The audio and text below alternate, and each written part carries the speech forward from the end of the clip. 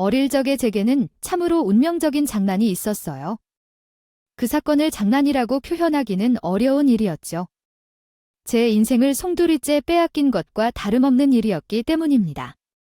할머니 집에 놀러 갔던 어느 날 할머니가 사시는 지방이 조금 외진 곳이었기 때문에 5일장이 열렸어요. 5일장을 보러 가자는 할머니의 제안을 받아들여 할머니의 손을 잡고 장터로 나갔습니다. 도시에서 살던 제게는 넓은 공터에 시장이 열리는 것이 신기했고 할머니와 함께 이곳저곳을 구경하며 둘러보았어요.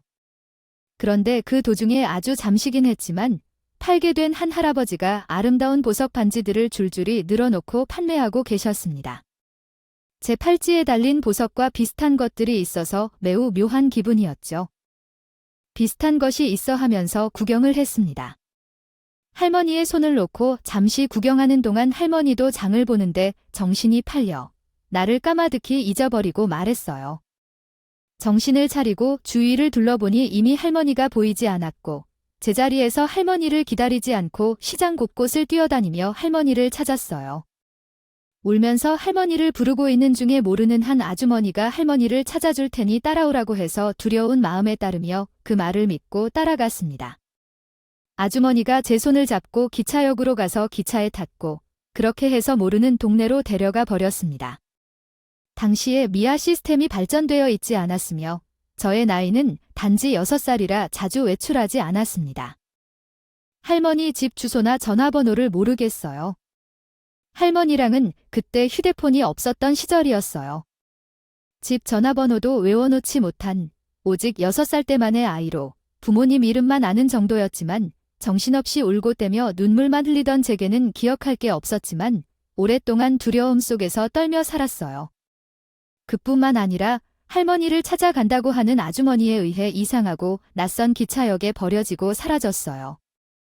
그 아주머니의 행동은 아직도 이해할 수 없어요.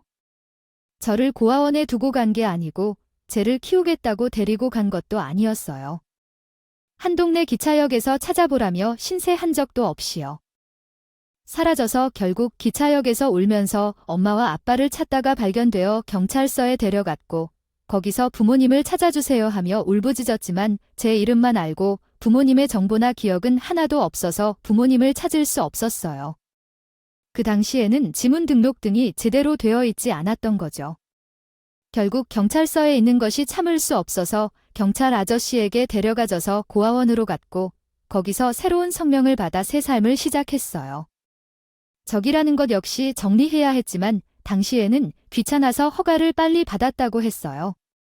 고아 호적으로 등록되었고 이름도 고아원 원장의 성을 따라 바뀌었죠. 그렇게 짧은 시간 동안에라도 부모님의 부재를 견디고 있어야 했어요.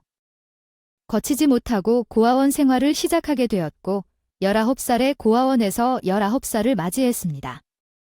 19살이 되면 무조건 자립해야 했기 때문에 그 시기가 다가오자 고아원 원장은 취직 가능한 자리를 찾아보라고 했습니다.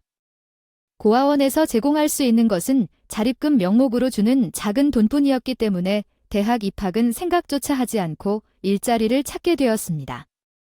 막말로 제가 갈 만한 일자리는 거의 없었지만 고등학교 졸업을 한 것과 고아주 공장에서 막노동을 하는 경험이 있었기 때문에 취직할 수 있었습니다. 상황에 따라 길게든 짧게든 신중히 따질 여유가 없었기 때문에 그것조차도 감사한 마음으로 받아들이게 되었습니다. 교대로 일하면서 밤낮으로 일하고 가르치지 않고 시키는 일들을 했습니다. 열심히 했었는데 그 와중에 사고를 당하게 되었어요. 공장에서 절단기 관련 업무를 하다가 손가락 끝이 절단기에 걸려 찢어지는 사고가 발생했어요. 그 사고를 당했을 당시에는 손가락이 잘린 줄 알고 그 자리에서 졸도를 그만두었죠. 손가락은 절단되지는 않았지만 절단기 끝에 살이 걸려 완전히 찢겨서 심하게 다쳤습니다. 결국 기절한 저를 공장 직원들이 주변을 엎고 응급실로 옮겨갔고 봉합수술이 진행되었어요.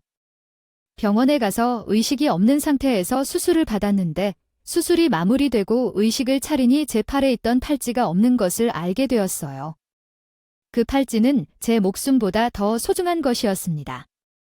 수술이 잘 끝났는지 생각하는 팔찌를 찾던 중이었어요. 물론 팔찌가 어디 있는지 묻는 것보다는 내 안에 있느냐고 소리질러 정신을 잃고 찾고 있었어요. 지나가는 사람들을 붙잡고 왜 내 팔찌 못 봤냐고 난리를 쳤죠. 아, 혹시 이 팔찌 찾아지는 거예요? 수술하느라 액세서리들을 전부 제거해야 해서 제가 보관을 하고 있었어요. 수술이 끝나고 돌려드리려고 했는데 곧 있어서 혹시 도난 당할까봐 제가 가지고 있었어요. 아, 미리 알려주었어야 했는데. 죄송합니다. 웬 남자 간호사가 오더니 팔찌를 돌려주면서 제 팔찌 맞다고 해주셔서 감사한 마음에 정말 그 자리에서 한 번도 넘게 100번 이상 고마움을 표했었던 것 같아요. 낡고 빠진 팔찌를 소중하게 손목에 차니까요. 그 남자 간호사는 그게 궁금한 것 같았는지 제게 팔찌에 대해 물어보더라고요. 아이야, 그 팔찌가 상당히 오래되어 보이는데 무슨 사연이 있는 팔찌인 듯 보여요. 어떤 팔찌인지 그렇게 소중하게 생각하는지 궁금했어요. 아이야, 그 팔찌는 잃어버린 우리 부모님께서 마지막으로 주신 선물과 다름이 없어요. 이 팔찌가 사실은 팔찌 형태가 좀 변형되긴 했지만 어릴 때 하나쯤은 차고 다니는 미아방지 팔찌인 거예요. 제 이름 석자 생년어가 적혀 있었는데 지금은 각인이 지워져서 잘 보이지 않아요. 미아방지 팔찌 치고는 특이하게 생겼네요. 보통은 그냥 은혜에 각이만 놓는데 여기는 생전 처음 보는 돌멩이들이 박혀 있어서요. 아, 이건 탄생일에 자리한 팔찌예요. 제가 태어난 달과 우리 아버지가 태어난 달, 생년월일은 기억하지 못하지만 아버지가요. 3월에 태어난 것을 알 수 있었죠. 최근에는 미아방지를 위해서 부모님의 전화번호도 적혀 있나요? 그 당시에는 휴대폰과 같은 것이 없었으니 제 이름과 생년월일만 적혀 있었어요. 이 팔찌로는 부모님을 찾는다는 건 무리였어요.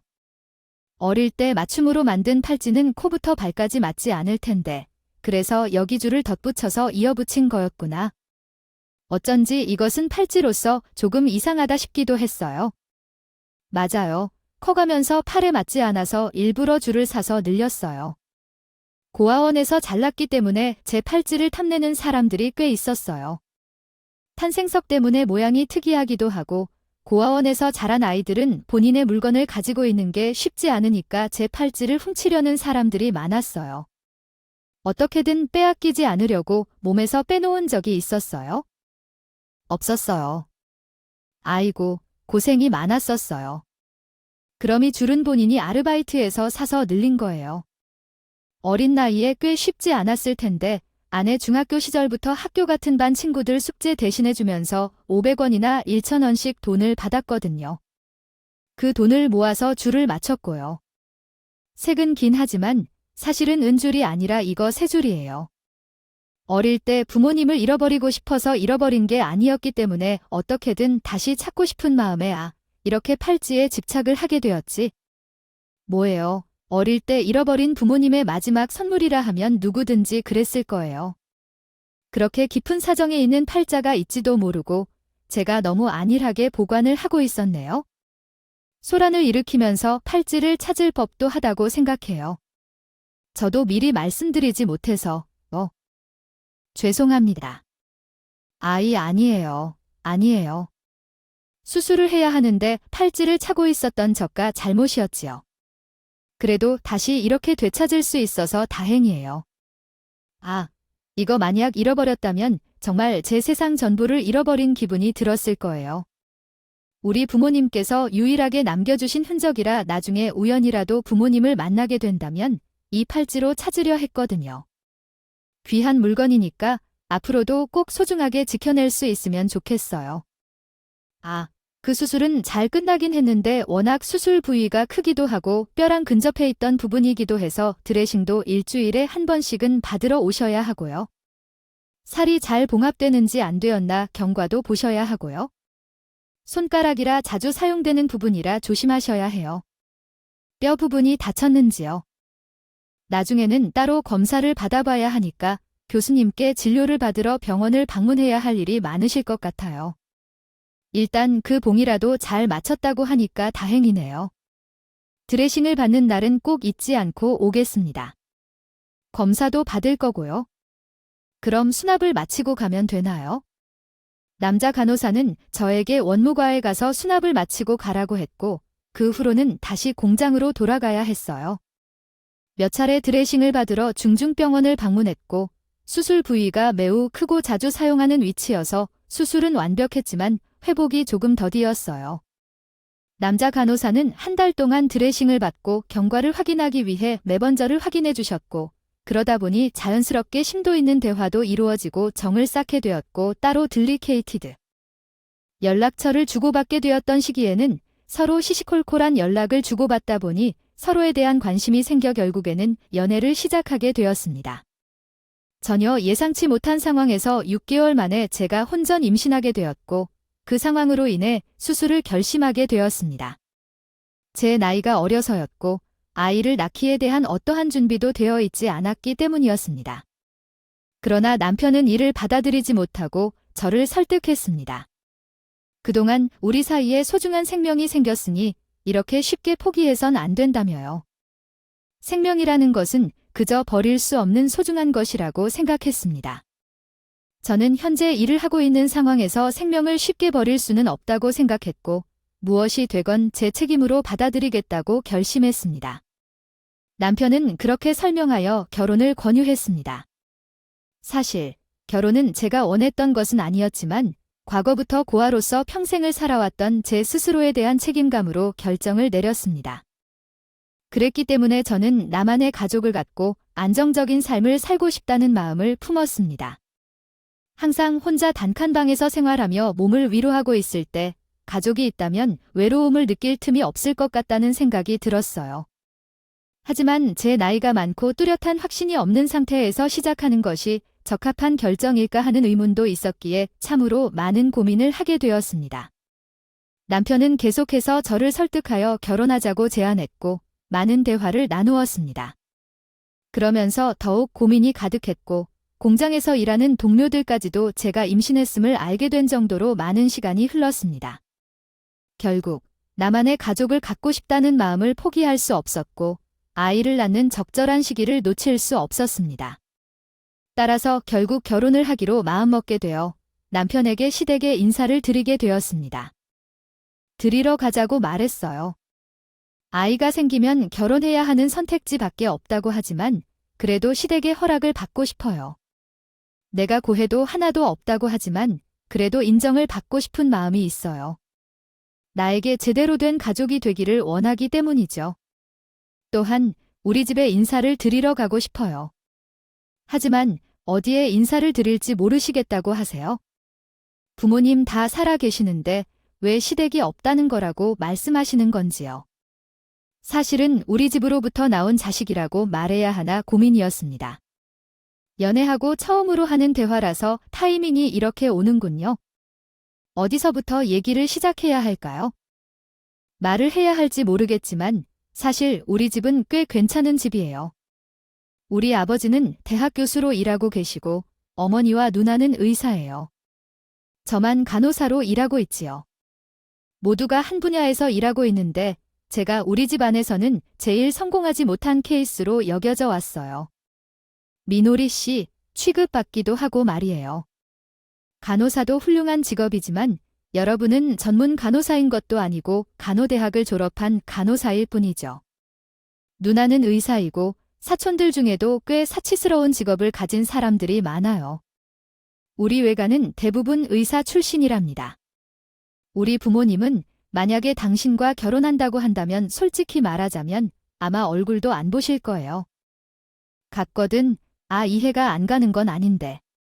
아무리 내가 임신했다고 해도 그게 달가운 임신은 아닐 테니까 그렇게 대단한 집 아닌데. 고작 고아 출신의 공장에서 일하는 내가 마음에 들 것 같지 않을 거야? 나도 그렇지 우리 부모님께 당신을 보여줘서 상처받게 만들고 싶지 않아. 부모님은 만나자고 해도 거절하실 것 같으니까 차라리 우리 누나를 만나보는 게 어때? 남편은 저에게 다른 제안을 했고 저도 솔직히 말하면 시부모님에게 혼쭐이 나고 비난을 받고 싶은 마음은 없었기 때문에 시우만 만나겠다고 말을 했어요. 지금 이렇게 글을 쓰면서 돌이켜보니까 저나 남편이나 참으로 대책 없이 굴렀던 거였네요. 결국 약속을 잡고 신우를 만나게 되었고 신우는 저에게 별 관심을 가지진 않았지만 임신도 하게 되었어요. 결혼을 하겠다는데 시큰둥하게 조언을 해줬어요. 이미 임신했다는 말리기는 늦었다고 생각하며 내 동생이 단지 공장에서 일하는 고아를 데려왔다고 하니 걱정이 되기도 해요. 상처받지 말아요. 제가 원래 말이 조금 거침없어서 우리 엄마가 화를 낼 것 같아서 하는 말이에요. 우리 엄마는 아들에게 큰 기대를 했었는데 그 기대를 충족시키지 못했어요. 하지만 결국 결혼까지 자기 마음대로 한다면 당연히 화를 내는 것도 이해할 수밖에 없죠. 신우는 커피를 홀짝거리면서 얘기했습니다. 그는 심성이 나쁘고 못된 사람보다는 말을 좀 더 신중하게 생각하지 않는 사람이라고 생각했어요. 솔직하게 말하라면, 나쁘게 말하면 결국 자신이 상처받을 거라고 생각했답니다. 신우가 일어나서 밥이라도 차려야 하는 거 아니냐고 해서 나에게 밥까지 차리라고 하면서 나가서 굴을 사와라고 했는데 알겠다고 하고 지갑을 들고 나갔어요. 굴을 사오기는 개뿔이었어요. 그대로 사우나로 향했죠. 휴대폰이고 뭐고 다 꺼버리고 몸을 뜨겁게 담갔더니 너무 좋더라고요. 온몸에 새신도 받고 나 빼고 모두와 1시간 반가량 사우나를 즐겼다가 돌아왔어요. 시댁에 도착하자마자 모두가 화를 내더라고요. 당신 미쳤어. 아이고, 굴 사러 어디까지 갔다 온 거야? 휴대폰도 꺼져 있고 라고 말이죠. 아이 뭐야? 당신 씻고 왔어. 사우나 다녀온 거야? 라고 묻더라고요. 그래, 모든 스트레스를 풀고 싶어서 사우나에 다녀왔는데 왜 몸이 쑤셔 죽겠냐고요. 밥까지 어떻게 차려? 시댁 식구들이 다 있는데 혼자 사우나 갔다 와서 진짜 미쳤다고 생각했답니다. 미쳤어. 아니, 밥 딱 먹고 다 같이 찜질방이라도 다녀왔으면 좋았을 텐데. 왜 혼자 독단적으로 행동하고 그래? 말이 그렇게 되는데 도대체 자기들이 뭐라고 찜질방에 가서 몸을 지질게 하는 건지. 그리고 같이 찜질방을 가봐야 저만 또 고생할 건데 왜 제가 그 즐거운 시간을 노동으로 변질시켜야 하는지 모르겠더라고요. 신우가 옆에서 나도 찜질방 좋아하는데 같이 가지 않겠니? 해서 한마디를 던졌죠. 형님이 한 것도 아무것도 없으면서 뜨거운 물에 지진다는 게 왜 필요해요? 아, 배고프면 밥이나 먹어요? 지금은 정말 늦어서 밥 차리려면 한 세월 걸리니까 짜장면이나 시켜 먹자. 다들 시간이 8시가 다 되어가는데 배가 고프지 않겠어요. 제가 밥 안 차리겠다고 하니까 별 수가 없으니까. 짜장면을 시켜 먹고 집으로 돌아왔고 귀가해서 말 한마디도 하지 않았는데 남편이 옆에서 눈치도 없이 말을 시키더군요. 다음부터는 이러지 말자. 우리 부모님께서 얼마나 배고프게 당신을 기다렸는지 알아? 굴 샤워하고 시켰던데 사우나를 가는 그런 개념 없는 행동은 오늘이 마지막이야. 알겠니? 진짜 해도 너무하네.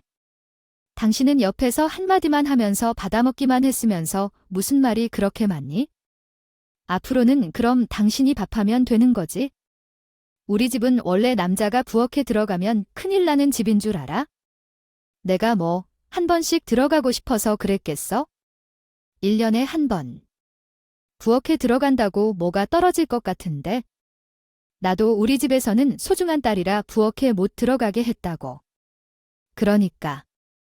쌤쌤이 앞으로 김장하는 일을 돕지 않겠다고 하면 나도 일을 하지 않고 가만히 있을 거예요. 내가 이 집에 김장하러 온 종인 줄 알아. 당신이 잘하면 나도 잘하는 것이지. 그 뒤로는 뭐 한 귀로 듣고 한 귀로 흘리면서 저도 슬슬 시댁의 행동에 적응하고 있어요. 제가 언제까지 바보처럼 착한 척하면서 살 수는 없으니까 제가 할 수 있는 모든 반항을 은근히 티내지 않게 해나가면서 지냈어요. 그런데 결혼 3년 차에 아주 기이한 일이 생겼어요. 지금 생각해도 정말 어이가 없어서 소름이 돋게 되는 일이에요. 어김없이 김장철이 다가오고 저도 다시 한번 이루어질 집안 행사에 만발의 준비를 하면서 기다리고 있었어요. 이번에는 배추도요. 일부러 절인 대로 준비를 해놓았고요. 지난번에 적어놓은 수첩에서 미리 고춧가루와 젓갈을 매년 사는 곳에다가 주문까지 미리 끝냈다는 말입니다. 그러니 어김없이 시어머니로부터 연락이 왔다고요. 미리미리 준비를 해둬야 하는 거 알죠? 네, 내가 작년에 말했던 것들을 기억하고 있니? 그때는 왜 열심히 적어두는 것 같았지 하더라도 이미 모두 준비를 다 해놨어요. 어머님이 말씀하신 가게들의 고춧가루도 이미 주문해 놓았고 젓갈도 토요일을 기다리고 있어요. 나머지는 전부 제가 알아보고 해놨으니까 모든 준비가 다 끝났어요. 아이, 모든 준비를 다 해놨다고 하니까 내가 할 말이 없네요. 그러면 김장날에 보자. 준비를 미리미리 해둔 것은 잘했어요.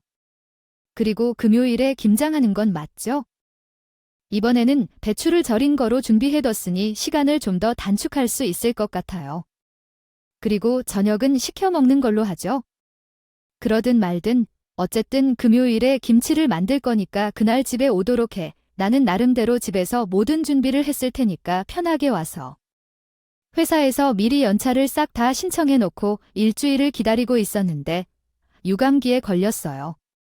감기가 얼마나 독한지 나중에 쓸 목적으로 아껴뒀던 연차를 써야 하는 상황까지 왔네요. 몸이 아프니까 금요일에 김장을 할 수 있겠나 싶은 생각이 들더라고요. 일단 김장을 미룰 순 없으니까 빨리 낫기 위해 집에서 푹 쉬면서 약을 먹고 조절해야겠어요. 제가 처리해야 할 일이 있어서 빨리 해줄 수 있느냐고 부탁하니까 어쩔 수 없이 잠시 남편의 노트북을 빌리기로 결정했어요.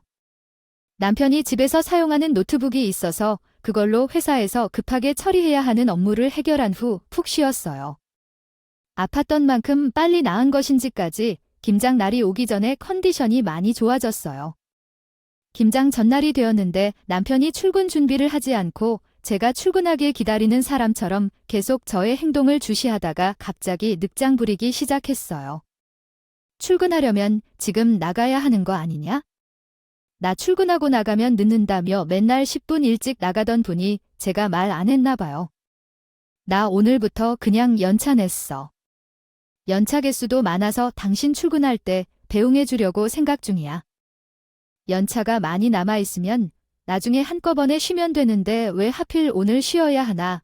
내일이 김장날인데 오늘 어디 나갈 수도 없는 건데 엄마가 집 앞으로 고춧가루, 배추를 배달해주러 온다고 해서 일부러 좀 옮겨주면 편하다고 했어. 그래서 도와줄까 생각해서 오늘 연차를 썼어. 그래서 말인데 오늘 그냥 우리 집에서 하루 쉬고 올 거니까 당신은 내일 아침에 김장하러 오는 게 좋겠다고 해. 그래, 그렇지. 그럼 오늘 저녁은 밖에서 먹고 들어와야겠다. 차라리 좋네. 그럼 내일 택시 타고 시댁에 갈 테니까 당신께서 좀 미리 수고해 주실 수 있겠나. 수고나 고생은 다 당신이 하는데. 아니 아무튼 내가 오늘 할 수 있는 일들은 미리 해둘 테니까 내일 일찍부터 준비해야 할 거 있겠지. 그래, 그럼 내일 봐. 출근하는 말을 잘한다고 했기에 해가 서쪽에서 뜨는 것 같아서 그냥 신전을 웃으며 출근했어요. 그러던 중에 대망의 김장날 아침이 되었을 때 제 휴대폰이 문자 알림 소리를 내며 울렸어요. 문자를 확인해보니 시어머니께서 보내신 내용이 정말 뜻밖이었습니다. 시어머니께서는 문 앞에 제 식재료가 놓여 있는 것 같다며 확인을 못해서 걱정된다는 내용이었어요. 뜻밖이었던 순간에 시어머니께서는 며느리가 김장을 잘 하겠다며 재료를 미리 사놓아 주신 것 같았어요. 그녀는 비법을 전수해 준 것만으로도 충분히 도와준다며 내 손맛대로 따라하기만 하면 어렵지 않을 거라고 했어요. 시어머니께서는 온 가족이 쉬는 날을 맞춰 자바 온천 여행을 가겠다는 소식도 덧붙였는데 이때가 아닐 때 언제 다시 시간이 날지 몰라서 급히 일본으로 온천 여행을 떠났다고 하셨어요. 현재는 다른 지방에 있는 온천 호텔로 향하고 있는 중입니다. 일본에서 출발했더니 일본 음식도 맛있고 너무 좋다. 문자를 확인하고 아주 놀랐어서 곧바로 남편에게 전화했더니 그 놈이요. 일부러 그래 하는 거겠지만 제 전화를 받지 않더라고 해요. 그래서 신우에게 전화를 걸었는데 신우는 휴대폰을 꺼둔 상태였고요. 그래서 어디까지인지 한번 시어머니에게 전화를 걸었더니 몇 번 울리니까 그제야 전화를 받더라고 해요. 내가 메시지를 보냈는데 아직 확인하지 못한 것 같아. 우리는 지금 일본에 왔다니까 전압이 많이 나오는 거 아니겠어요. 아무튼 내가 주문한 것들을 가지고 김장하고 있으면 우리가 내일 한국에 돌아가니까 한번 맛을 보자. 내가 얼마나 내 손맛을 잘 따라하는지 테스트하는 거야. 테스트 내일 하자, 우리가. 공항에 내려서 집으로 돌아가면 무엇을 해야 하는지 알아? 대략 오후 5시쯤 되겠지. 그 시간에 맞춰서 김장을 끝내놓고 수육도 삶아놓고 해라. 맛있는 외국 음식이라도 한국 사람은 역시 한국 음식을 먹어야겠어. 아니야. 그보다 나 혼자 김장을 하라는 게 아니라 이제 일본을 다녀왔다고. 그것이 무슨 소리야. 아, 그리고 수육만 삶은 개지만 밥은 먹지 않는 게 아니야. 밥도 다 준비해 놔라. 시간은 넉넉하고 너는 오늘 김장을 끝내고 왔다가 한번 시원한 여행 오면 되겠다. 우리는 일본 온천에서 제대로 즐길 거니까 말야. 어머니 덕분에 가족들끼리 여행도 하게 되고 고맙다. 맞아서 어머니 지금 어디에 계신데요? 온천에 계신다고 하셨어. 아, 우리는 지금 기차를 타고 가는 중이야. 교토에 있는걸? 어디로 가려고 하는데 그 동네에는 온천이 아주 좋다고 하는구나. 너를 빼고 오게 돼서 조금은 마음이 불편했지만 너가 김장을 해야 한다는 점을 감안해서 어쩔 수 없는 일이었어. 너가 김장을 해야만 우리 가족이 1년 내내 맛있는 김치를 먹을 수 있게 되는 것도 있고 말이야. 어쨌든 너무 서운해하지 않으셔야 해. 어차피 어쩔 수 없는 상황이었으니까. 이게 바로 김장이란 것인가 하며 김장하는 날은 시원한 날씨가 오고 남편도 연차를 내고 오는 가족들끼리 모이는 특별한 날이잖아. 어쩌면 제가 출근하기 전까지 아무 준비도 하지 않은 척하며 시간을 보내고 있던 것도 저의 계획이었어. 금요일에 김장을 마치기로 한 생각이었는데 목금토 2박 3일 동안 온천 여행을 하기로 약속을 한 것인데 결국 저에게 말도 안 한 채로 계획을 세웠구나. 그래서 김장은 제가 마무리하겠어. 토요일에 온 가족들이 돌아와서 김장김치 한 곳에 밥을 먹을 것이다. 밥을 미리미리 차려놓으라고 말했는데 이게 진짜 며느리한테 하는 행동인가 싶어 기가 막혀서 허허하고 아무 말도 못했다. 전화를 끊을 때 뭐라는 줄 알아요? 전화 끊기 전에 한마디만 더 하자. 아, 종현이 집에 들어왔으면 대감집 사람들은 쉬는 게 당연한 거 아니겠니? 어차피 나는 이제 늙고 힘도 없어서 김장하기는 힘들다. 파릇파릇한 종이 들어왔는데 왜 일을 해야 하는지 모르겠고 말이야. 어쨌든 내가 우리 집에 시집와서 얼마나 기쁜지 모른다. 수고해라 라고 하고 싶지 않은 마음에 저도 갈겠어요 라고 대답했다. 오히려 제가 쿨하게 살겠다고 하니까 시어머니가 더 당황스러워하는 걸 볼 수 있었다. 같았는데 저도 뭔가 생각이 있었어요. 일본에서 한번 즐겁게 온천 어디 가보세요. 잘 놀다 온 뒤에 짐을 가지고 여기저기 이동하시는 것은 힘들 것 같은데 온천에서 제대로 몸도 푹 뉘우치고 추억도 쌓으시면 좋을 것 같아요. 이번에 빼놓고 간 것까지 즐겁게 놀러 오셔야 해요. 그래, 근데 너는 왜 우리를 빼놓고 이렇게 일본 여행을 하는 거니? 기분 괜찮니? 왜냐면 일부러 제 기분을 나쁘게 하려고 장하라 식으로 몰래 일본에 간 거 아닌가 싶어요. 저는 별로 특별한 것이 없어요. 솔직히 나쁜 일 있을 것 같지 않아요. 제가 잘 처리할 테니까 걱정 마시고요. 이번에 왔으니 실컷 즐기세요. 그렇게 말했더니 당황한 채로 전화를 끊는다고 하시더니 뭐 계획 하나 없이. 그런 말을 처음부터 비난할 수 있었겠죠. 아마 시댁 식구들도 그 정도까지는 괜찮았을 텐데요. 시간이 부족해서 2박 3일 일정으로 잡고 간 빠듯한 일본 여행이었지만 그래도 일본 시내를 한 바퀴 돌고 온천 호텔에 가서 온천을 즐기려던 마음으로 얼마나 기뻤는지 상상이 가죠. 하지만 그렇게만 했어도 충분히 즐거웠을 텐데요. 며느리만 고의적으로 제외하고 김장 등도 다 맡기고 왔으니 그들끼리 정말 흥붙었을 것 같아요. 온천 호텔도 정말 비싸고 좋은 곳을 잡았던데요. 남편의 신부 시부모, 그리고 조카와 부모까지 합쳐서 6명이서 저를 제외한 모두가 얼마나 즐거웠을지 상상이 가는군요. 가족끼리 모여서 묵을 수 있는 개인 독채 같은 숙소에 개인 온천탕도 있는 비싼 곳으로 잡았다니 이걸 어떻게 알고 다 마련했는지 궁금하실 텐데요. 이제부터 내 이야기를 시작해 볼게요. 본격적으로 시작되는 것은 시댁에 있는 식구들이 아주 기분 좋게 온천 호텔에 체크인하고 하하호호 웃으며 숙소로 올라왔습니다. 온천 호텔에 왔다면 바로 온천을 즐겨야겠죠? 방에 달려있는 온천에 다들 만발의 준비를 하고 있었는데 딱 들어가려는데 거기에 왜 여자 한 명이 들어가 앉아 있었으니 귀신인 줄 알고 얼마나 놀랐겠습니까? 일본인이지만 바로 당황을 한 것 같았는데 한국말로 당신 뭐야 하면서 깍깍 소리를 지르더라고요. 그때 그 귀신 같은 여자가 누구였냐고요? 바로 저였습니다. 저가 싹 뒤를 돌아서 어머, 저예요 하며 웃으며 말했더니 정말이라니 얼굴을 사진으로 못 보여드리는 게 슬플 정도로 귀신보다 더 한 표정을 짓는데 시어머니는 놀라서 뒤로 낮아졌고 빠지기까지 하더라고요. 그래서 다들 사태를 파악하는데 한참이 걸렸습니다. 못해서 이게 무슨 일인가 싶어서 멍한 얼굴로 저를 보고 있더라고요. 사람이 너무나도 당황스러우면서도 들어와 있는 건데 우리가 여기 있는 줄 어떻게 알고 어머 형님 뭘 그렇게 소스라치게 놀라고 그러세요. 제가 뭐 못 올 곳에 온 것도 아닌데요. 가족 여행 온 자리에 며느리가 끼는 게 이상한 일도 아니잖아요. 저한테 서프라이즈 해주시려고 몰래 일본에 왔으니까. 아, 저도 똑같이 서프라이즈 해드리려고 일본에 몰래 찾아왔죠. 어렵지 않던데요. 말이라도 해주고 오던가. 갑자기 이렇게 나타나니까 놀 밖에 없지? 아니, 그리고 무슨 호텔 보안이 이렇게 허접해. 체크인할 때 누가 먼저 올라갔다는 말도 전혀 안 해줬는데. 당신이 여기를 어떻게 들어온 거야? 문이 열려있기라도 했어 아니? 우리가 이 방에 어떻게 나타났는지 알고 있는지 지금 하려는 말이 그게 아닐 것 같아요. 어떻게 내가 이 방에 올라왔는지 중요한 문제인지요? 지금은 똥인지 된장인지 찍어 먹어봐야 하는 상황도 아니지만 계속해서 어떻게 이 방에 올라왔는지 묻더라고 해요. 정말 내가 뭘 할 줄 아는 남편과 살았나요? 너무 답답해서 저도 소리를 참을 수가 없었다고 해야겠네요. 나 자체로 가족인데 문을 열어달라고 했어요.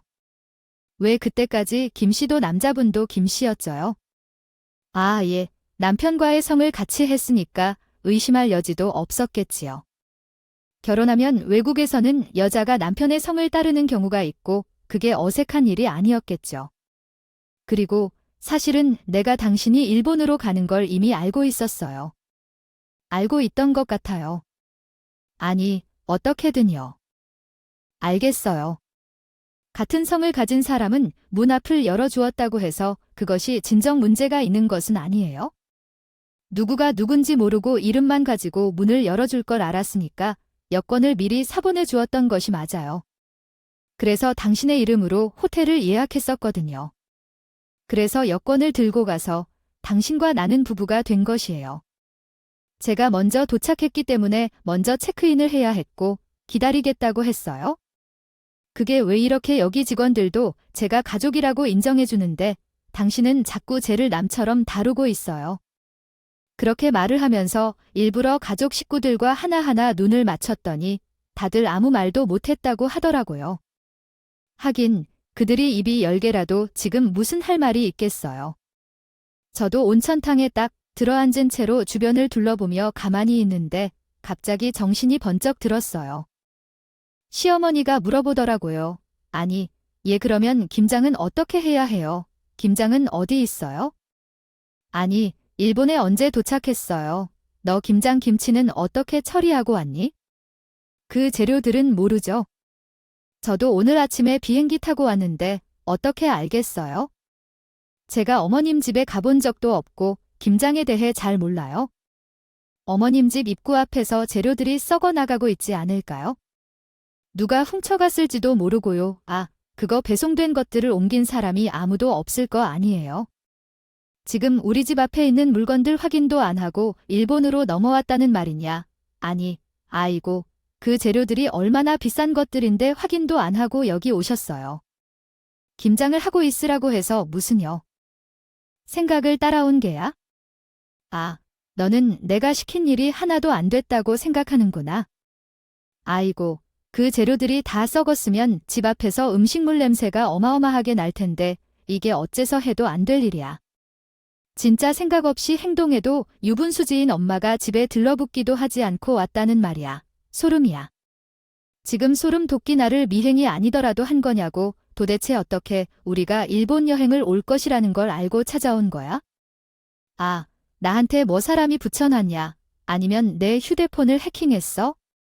여기 어떻게 고 찾아왔냐고, 그게 얼마나 어떻게 미행을 할 수 있냐고 자기 맘대로 생각하고 쫑알쫑알 거리는데 정말 기가 따갔어요. 평생 궁금하게 만들고 싶어서 말을 해줄까 말까 고민도 했었죠. 그런데 제가 솔직히 말하자면 어떻게 시댁에서든 식구들이 김장하는 날 저를 빼고 일본 여행을 가려고 계획한 사실을 알게 되었어요. 다 남편 덕분에 알게 된 것이었죠. 제가 왜 일주일 동안 감기에 걸려서 심하게 아파 집에 있었는지 다들 알고 있더라고요. 회사에서 급한 일을 처리해 달라고 해서 남편의 노트북으로 어쩔 수 없이 일 처리를 하게 되었는데 우리 남편이 노트북에 자동 로그인 설정을 해놓아서 깨톡이 자동으로 로그인 되게 해 놓았더라고요. 남편의 사생활이니 당연히 저는 궁금하지도 않았고 볼 생각도 없었어요. 근데 실시간으로 신우시무 무슨 시댁 단톡방이 울리는데 뭔가 이상한 느낌이 들더라고요. 네, 바로 제 휴대폰에는 캐톡이 오고 있다는 알림이 울리지 않고 있었던 거죠. 제 폰은 조용한데 남편의 것만 울리는 게 이상한 마음이었어요. 들어서 살펴보니 제가 빠져있는 시댁 단톡방이 있었어요.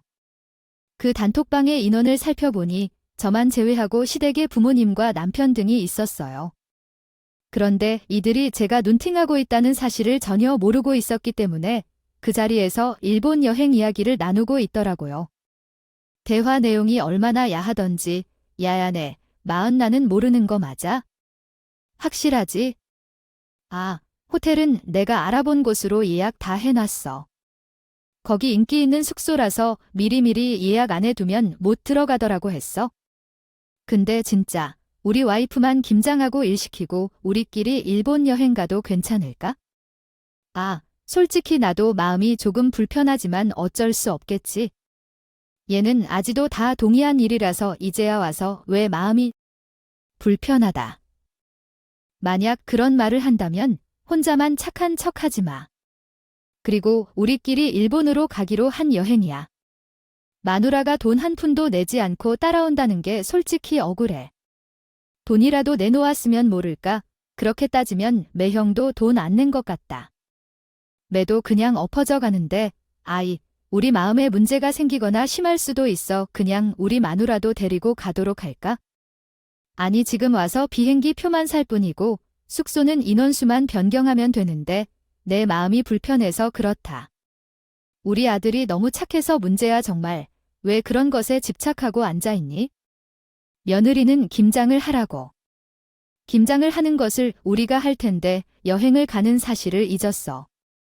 너, 며느리가 김치를 안 담근다면 어떻게 담을 거야? 너희들이 서서 김장이라고 할 수도 있겠지만. 소리야, 아이야. 그런 것에 신경 쓰지 말고 편하게 여행을 즐기자. 며느리가 시키는 일은 빨리 하고 잘하니까 김장도 혼자 하는 것에 어려움은 없을 것이다. 원래 김장할 때 너희 엄마가 혼자 있었지. 너희가 또 도와준 적이 있었니? 이렇게 혼자 해보고 실력을 키워가야 하는 거야? 아이야, 언제까지 옆에서 잔소리할 수 있는 일도 아니고 우리가 일본 여행을 하는 건 넌 꿈에도 몰랐을 거다. 너 괜히 입방정 떨어서 들키지 말고 말 조심해. 올케가 미리 알기라도 하면 큰일 난다. 진짜. 우리도 여행을 못 가게 될 수도 있는 거잖아. 결코 들키지 않는다. 그리고 일본의 일자도 안 꺼냈어. 여행 가방도 일부러 안 싼 거야. 아, 그나저나 이렇게까지 해야 하나 싶지만 우리 예산이 얼마 없어. 이 자식아. 절대 들키지 않게. 아무튼 출발하는 날 공항에서 만나자고 하고 절대로 다른 이야기를 꺼내지 말고 김장 얘기만 해. 그러면서 우리끼리 비행기를 잡은 것부터 시작해서 숙소 위치까지 아주 세세하게 공유하고 있었어. 그런데 저는 아픈 상태였는데도 노트북을 켜서 작업을 하다가 그 대화를 보고 몸이 얼마나 부들부들 떨렸는지 모를 거야. 평생 내 편이라고 생각하고 결혼을 하기로 마음먹은 남자가 이런 식으로 제 뒤통수를 치고 있으니 기분이 이상하지 않을 수가 없어. 솔직히 말해서 난 지금이라도 그를 멱살 잡아서 소란을 피우고 싶었지만 그렇게 하면 보복하고 싶어도 안 되겠다는 생각이 들었어. 나만 빼놓고 일본 여행을 간다는 게 좀 이상하고 찌질한데 김장날에 그렇게 가는 걸로 결정했다고 하더라고. 나만 빼놓고 동참 안 되는 걸? 소리했어요. 아무리 며느리를 부리는 사람이라고 생각한다 해도 이건 분명히 잘못된 행동이죠. 바로 서랍을 뒤져서 남편의 여권을 찾아 복사해 두었습니다. 그 후 노트북으로 빠르게 일본 여행을 할 수 있는 최저가 티켓을 알아보았어요. 남편이 출발한 후에 출발해야 했고 이미 비행기 시간과 숙소 위치를 알아두었기 때문에 어렵지 않았어요. 목요일부터 토요일까지 일본에 갈 것을 알았기 때문에 그래서 금요일 출발으로 예약을 했죠. 1박 2일로 가는 비용이 꽤 나가긴 했지만 복수해야 한다는 결의로 준비했어요. 남편한테는 모르는 척하려고 아는 척하지 않았으니까 김장날 이야기를 꺼내도 남편은 제게 언질 한 번 없이 철면피를 깔고 연기를 하더니 김장날은 뭘 해야 할지도 모를 때였다. 누나도 올 것이고 엄마는 기대 중이라 하며 말도 안 되는 연기를 하는데 정말 배신감이 너무나 느껴졌다.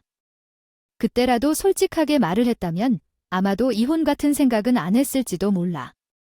남편이 천연덕스럽게 연기를 하는데 제가 이런 사람과 결혼했다는 것에 너무나 큰 자괴감을 느끼게 되었다. 저는 목요일 출근했고 마지막까지 본인은 시댁에서 자겠다며 했다.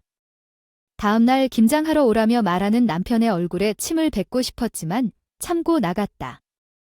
저는 김장하러 가겠다고 안심시켜놓고 금요일 아침에 눈을 떴을 때 비행기를 타고 시댁 식구들이 잡아놓은 교토의 비싼 온천 호텔에 왔다. 체크인을 완료하고 나서 호텔에 도착했습니다. 체크인 과정에서 직원들에게 매우 신중한 요청을 했는데요. 가족들에게는 비밀로 숨기고 몰래 찾아온 것이거든요. 서프라이즈 파티를 열고 싶으니까 비밀이 되도록 부탁드릴게요. 예약한 사람이고 와이프이니까요. 더불어 미리 준비한 가족관계 증명서까지 제출해야 할 것입니다. 직원들이 이러한 요청에 도와줄 수 있겠다고 했어요. 만약 미리 준비하지 않았다면 체크인 중에 눈치챌 수도 있습니다. 혹시 모르니까요. 그렇지만 결국 각오를 해서 시간을 딱 맞춰 수영복을 입고 온천욕을 즐기는 중입니다. 아직까지 아무것도 모르는 가족들은 신나는 모임을 하고 들어왔을 거예요. 내가 복수하려 머리에 꽂은 것들도 온천에서 푹푹 해치울 예정이니까요. 상상도 못할 만한 말이에요. 저는 이러한 과정들에 궁금해해서 이야기를 해주니까 다들 아무 말도 못하고 입을 다물더니 김장을 맡기고 자기들끼리 온천을 즐겨갈 생각이에요. 저를 제외한 다른 사람들은 즐겁게 지내셨어요. 솔직히 말하면 해외에 혼자 나와보는 처음이라 그런지 비행기를 타고 숙소를 찾아오는 것도 즐거웠어요. 즐거운 것은 둘째치고 우리 김장은 도대체 어떻게 된 거야? 아휴, 너 거짓말하는 건지 장난치는 건지 모르겠어. 어머나, 표정 보니까 얘 아닌가 싶어. 아 정말 재료를 집에 두지도 않고 바로 일본으로 날라온 거야? 아이 그것들 다 썩으면 아까워서 어쩌려고요. 그 진부한 김장 이야기는 어쩌다가 여기서 나오는 거지? 제가 지금 일본에 있으니 떡하니 오신 거지. 당연한 일이에요. 김장을 해놓을 것이냐고 대체 시댁 사람들 머릿속에는 무엇이 들어있는지에 대한 생각도 돌아가지 않아서 이 험난한 세상을 어떻게 살아가려는지 김장을 왜 계속 나에게 찾느냐 먹을 사람들이 스스로 먹을 테니 나는 솔직히 말해서 시댁에서 담은 김치 맛이 없어서 안 먹어요. 생각해보니까 나도 억울한 요점은 있더라고요. 나는 짜기만 해서 먹지도 않는 김치를 돈을 주고 담아야 하는 것도 정말 힘겹고 귀찮은데 그나마 남편이니까 참았던 것이란 말이에요. 왜 그러니까 젓갈을 넣어서 무친 김치가 짜기만 짠다니 그것이 바로 깊은 맛이 있는 건데 또한 남편이 맛있게 먹으면 됐다고 생각하든 죽이든 밥이든 어떻게든 만들어서 먹일 생각을 해야죠. 억울해하지 않고. 뭐가 억울하다고 그래요. 그런 마음으로 작년까지는 했는데 올해는 사정이 다르잖아요. 감히 쟤를 따돌리고 일본 여행을 계획한 사람에게 뭐가 예쁘다고 김장을 해서 주냐고요. 거기다가 쟤한테 종료인 며느리는 김장이나 하라고 하신 어머님도 참 못됐어요. 이게 말이나 되는 소리예요. 어쩔 때는 연이고 어쩔 때는 가족이고 제가 가운데에서 딱 버티고 있으니까 온천에 들어오지도 못하고 발만 동동 구르면서 제 눈치를 보더라고요. 그 자리를 피할 수도 없으니까 이러지도 저러지도 못하는 와중에 남편이 나 안 되겠다 싶었는지 뭔지 괜히 큰 소리를 지대요. 아무리 그렇다고 김장 내팽개치고 일본에 따라오는 게 이게 마음이나 되는 소리야. 여기 있으면 어떻게 할 일은 다 하고 왔어야지. 나랑 따로 왔어도 됐잖아. 당신 제정신이세요? 나는 제 정상이에요. 제 정상 아닌 건 나가 아니라 너겠지? 감히 마누라를 따돌리고 이런 생각을 했냐? 넌 진짜 걔만큼도 못한 새끼야. 뭐라고 너 지금 우리 아들한테 걔만큼도 못하다고 요는한 거야? 지금 아니, 우리 아들이 어떤 아들인지 감히 내 앞에서 욕을 해. 저 새끼만 걔만큼도 못한 새끼 있어요. 여기 있는 사람들 전부 걔만큼도 못하죠. 요즘은 키우는 개들도 여행 다닐 때 데리고 다니는데 며느리를 종년이라고 김장이나 하라고 나원 참 기가 막혀서 내가 아주 당신네들 만행을 인터넷에 뿌리겠어요. 아니, 지금 우리 부모님 앞에서 무슨 은행이야? 그게 자중하지 못해. 앞으로 우리 가족의 얼굴을 어떻게 보려고 그런 소리 하는 거야? 도대체 얼굴을 보지 않고 살면 그만 아니야. 내가 왜 얼굴을 보고 살아야 하는데 너희들이 내 행동에 대해 뭐라고 할 거냐고? 이젠 얼굴을 보고 같이 살 생각하지 말자는 내 말이 뭔지 난 알아. 일본으로 향하는 비행기를 탄 거 순간부터 이혼을 생각하며 왔어. 이제 충분히 다 봤어. 그런데 어떻게 같이 살겠어? 이혼이란 말만 해놓으면 끝내기 쉬운 일이라 생각하고 있겠지. 하지만 그건 정말 쉬운 게 아니야. 당신도 자기 이성을 찾아 천천히 한 번 더 생각해봐. 이성은 지금 물론 완벽하게 내 곁에 있어. 내가 이혼을 하겠다고 결심했는데 누가 막을 수 있어? 내 삶이니까 내가 마음먹은 대로 할 거니까. 지금 딱 이런 상황 때문에 진지하게 나랑 이혼을 고려한다는 건데 어이가 없어. 그렇다면 지금 내가 가짜로 얘기하고 있는 걸로 보이겠지? 물론 진심이야. 이제 이런 말을 하려고 이렇게 일본까지 와서 비행기 표를 사준 줄도 알아? 그렇게 화를 내도 그렇게 하면 안 돼. 어떻게 각오를 하고 이런 상황으로 이끈 거야? 앞에서 이혼을 하겠다는 말을 한 다음, 그래, 너도 참 생각 없다. 너야말로 나중에 후회하지 말아라. 며느리를 보고 종년이라고 하는데 어느 며느리가요? 맞아요. 제가 시댁의 종년이에요. 그치만 시키는 일은 다 하겠어요. 요즘 어떤 시대인데 이런 집안을 상종하고 싶지 않고 그냥 안 보고 살 생각이에요. 이혼이 그리 큰 일이겠어요. 요즘은 이혼도 2~3번쯤 하는 시대라던데 어려울 게 없어요. 아니, 우리 올케가 아주 독한 성격인 것 같네요. 안 됐어요. 여기까지 왔으니까 우리 같이 온천이라도 하자. 응, 김장은 그때 다시 하면 돼. 그때는 나도 일손을 돕겠죠. 응, 지금은 그냥 마음 푼다고 즐기자. 나중은 왜 생각해? 아휴, 너무 깊게 생각하지 말고 우리 같이 온천 한번 즐기자. 나중은 나중이고 지금은 즐거워요.